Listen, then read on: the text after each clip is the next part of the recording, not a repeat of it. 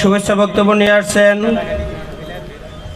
বাংলাদেশ ইসলামী ছাত্র শিবির কাশিমপুর থানার সংগ্রামী সভাপতি আমাদের প্রিয় ভাই সোহাগ মিয়া।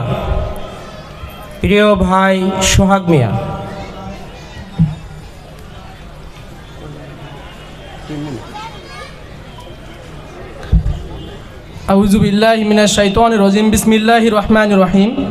শহীদে ঈদগাহ বাংলাদেশ জামাত ইসলামী গাজীপুর মহানগরীর অন্যতম একটি থানা কাশিমপুর থানা কর্তৃক আয়োজিত আজকে ঈদ পুনর্মিলনীতে উপস্থিত অত্র প্রোগ্রামের সম্মানিত সভাপতি কাশিমপুর থানার আমির ফরহাদ হোসেন ভাই, সঞ্চালক নুরুজ্জামান ভাই এবং উপস্থিত আছেন কাশিমপুর শ্রমিক কল্যাণ ফেডারেশনের কাশিমপুর থানা সংগ্রামী সভাপতি শ্রমিক নেতা আব্দুল লতিফ ভাই সহ উপস্থিতি। আসসালামু আলাইকুম ওয়া রাহমাতুল্লাহি ওয়া বারাকাতুহু।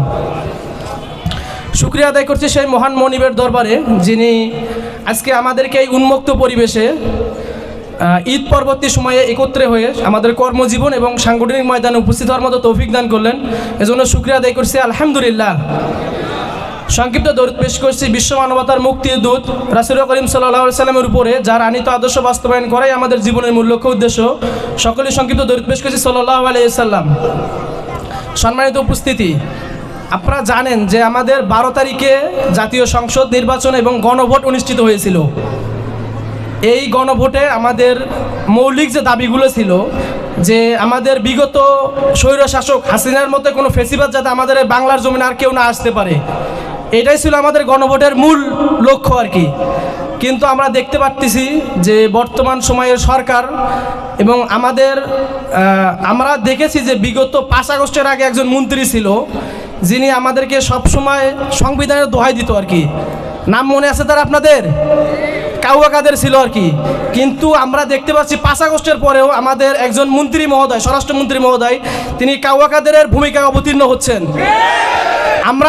আমরা আপনাকে সতর্ক করে বলতে চাই যে 5 আগস্টের পরে পূর্বের ফেসিবাদের কোনো রাজনীতি বাংলার জমিনে হবে না ইনশাআল্লাহ। আপনারা যতই আমাদের এই ছাত্র জনতাকে নিয়ে যতই টালবাহানা করেন এবং ফেসিবাদ হওয়ার চেষ্টা করেন, এই ছাত্র জনতা আপনাদেরকে রুখে দিবে।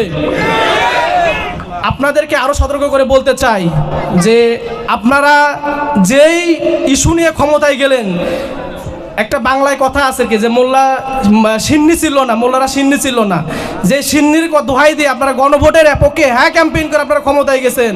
কিন্তু আমরা দেখতে পাচ্ছি আপনারা এখন সেই গণভোটের বিপক্ষে অবস্থান নিয়েছেন। আপনাদেরকে বলতে চাই, আপনাদেরকে অনুরোধ করতে চাই, এই গণভোটের বিরুদ্ধে কি 18 কোটি মানুষের বিরুদ্ধে দাঁড়াবেন না। আপনারা সাবধান হয়ে যান। আপনাদের শুভবুদ্ধি উদয় হোক, আমি এই কামনা করে আমি আমার সংক্ষিপ্ত কথা এখানে শেষ করছি। আসসালামু আলাইকুম ওয়া রাহমাতুল্লাহি ওয়া বারাকাতুহু।